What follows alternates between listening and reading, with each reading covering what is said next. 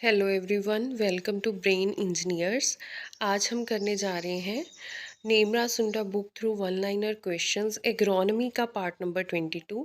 इसके अलावा हम एंटो और पैथो की भी वीडियोस अपलोड कर रहे हैं, आप वो भी ज़रूर चेक कीजिएगा। चलिए देखते हैं आज का first question. Fruit of groundnut is known as, groundnut के फ्रूट को क्या बोला जाता है? It is known as pod. Define pegging, pegging क्या होता है? पैगिंग में क्या होता है कि जो ओवरी है उसकी जब फर्टिलाइजेशन हो जाती है उसके बाद उसमें से एक पेग लाइक स्ट्रक्चर बाहर आता है जो कि है फर्दर सॉइल में एंटर करता है। इस पूरे प्रोसेस को क्या है, पैगिंग बोला जाता है। इसकी डेफिनेशन होगी, after pollination ovary become stalk like structure known as gonophore. उस स्टॉक लाइक स्ट्रक्चर को गोनोफोर बोला जाता है, which enter into soil as peg to form pods. उसी से फर्दर क्या है, पॉड्स बनते हैं। Next question, bunch type groundnut is, bunch type groundnut का क्या करेक्टरिस्टिक है? इट इज नॉन डोरमेंट, इसमें कोई भी डोरमेंसी नहीं होती। Spreading type groundnut is, it is dormant which requires a resting period of 2 to 2.5 month for germination. Dormancy का मतलब है कि इवन इफ़ के उसे जर्मिनेशन के लिए सारी सुटेबल कंडीशंस भी प्रोवाइड किए जाती हैं लेकिन वो जर्मिनेट नहीं कर पाती, उस सिचुएशन को क्या है, डोरमेंसी बोलते हैं। Dormancy is broken by, dormancy को ब्रेक करने के लिए क्या यूज़ किया जाता है? हाई टेम्परेचर का यूज़ होता है, use of ethylene chloride at the rate 0.7% and soaking in 5 to 10 ppm solution of naphthalene acetic acid and indole acetic acid। ठीक है। Next question, bunch type varieties are, bunch type varieties कौन कौन सी हैं groundnut की?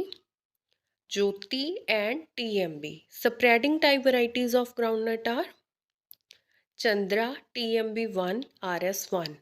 Semi spreading type varieties are, semi spreading type कौन कौन सी वैरायटीज हैं? AK10। Seed rate of bunch type groundnut, bunch type groundnut का सीड रेट कितना होता है? 80 to 100 kg पर hectare. Spacing of bunch type groundnut is, row to plant spacing यानी कि रो टू प्लांट डिस्टेंस कितना होता है बंच टाइप ग्राउंडनट का? 30 into 10 centimetre. Seed rate of spreading type, spreading type groundnut का सीड रेट कितना होगा?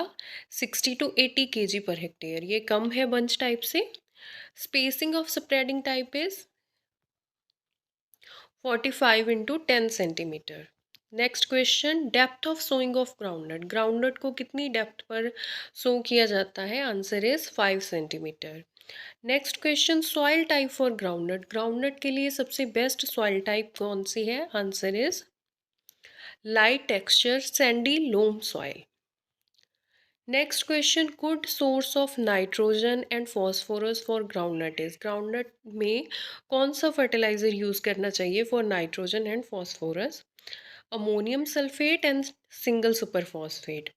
ग्राउंडनट एक ऑयल सीड क्रॉप है इसलिए इसे फॉस्फोरस और सल्फर दोनों चाहिए होंगे, इसीलिए जो है अमोनियम सल्फेट यूज़ किया जाता है जिसमें क्या है, सल्फर भी प्रोवाइड हो जाता है, और सिंगल सुपर फॉस्फेट जो कि है फॉस्फोरस और सल्फर दोनों का एक अच्छा सोर्स है। Next question, popping in groundnut is, popping क्या है ग्राउंडनट में? पॉड्स विदाउट कर्नल्स और अनफिल्ड ग्रेन्स। पॉपिंग एक डिसऑर्डर है जिसमें क्या है कि पॉड्स के अंदर कर्नल्स बनते ही नहीं है, यानी कि सीड बनता ही नहीं है, और हम बोल सकते हैं कि ग्रेन्स जो है वो अनफिल्ड है, वो खाली रह गए। पॉपिंग इज़ ड्यू टू, ये होती क्यों है, किसकी डेफिशिएंसी के कारण होती है? It is due to calcium deficiency.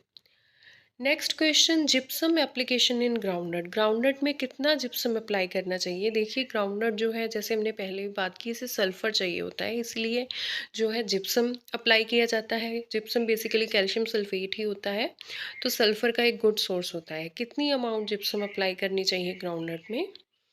250 kg पर hectare at pre flowering stage, जो आती है 30 days after sowing, which is essential for pod formation and development.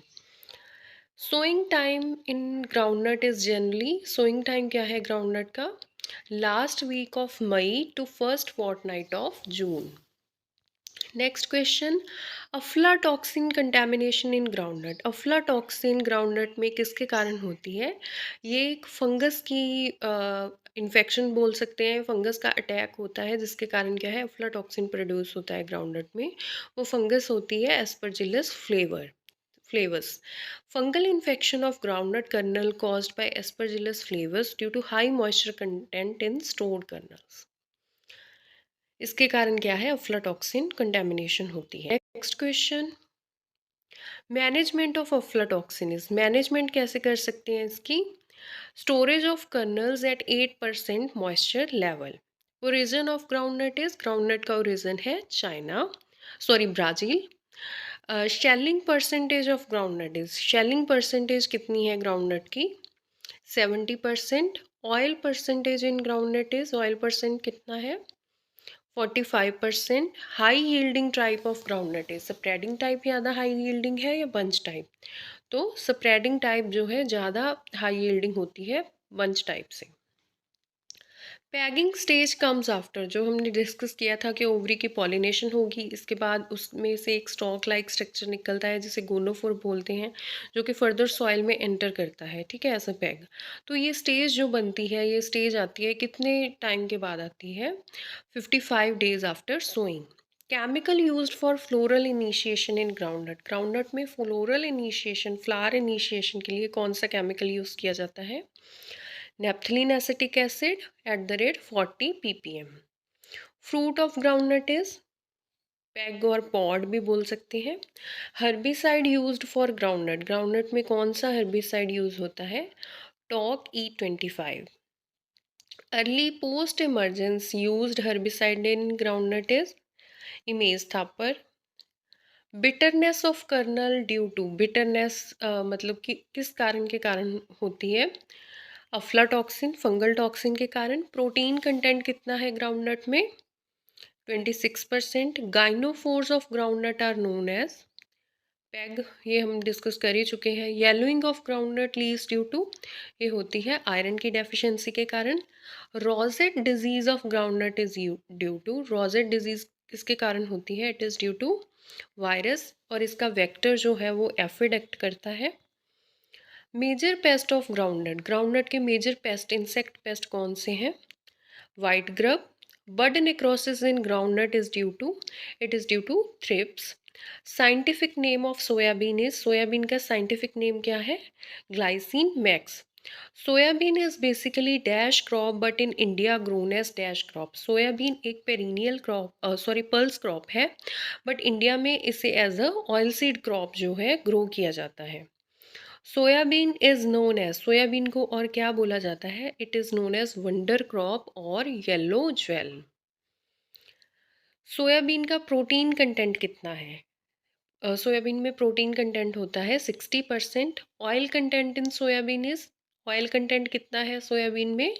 30%। Origin of soybean is China. Family of soybean is, soybean की family कौन सी है? Leguminosae, legume है क्योंकि ये एक। Next question, inflorescence of soybean is, inflorescence को क्या बोलते हैं सोयाबीन को? It is known as raceme. Next question, fruit of soybean is, soybean का फ्रूट क्या होता है? Pod. Soybean is dash plant, it is C3 short day plant. Varieties of soybean introduced from USA, USA से कौन कौन सी varieties आई हैं सोयाबीन की? Bragg, Lee, Kent, Clark 63 and black heart.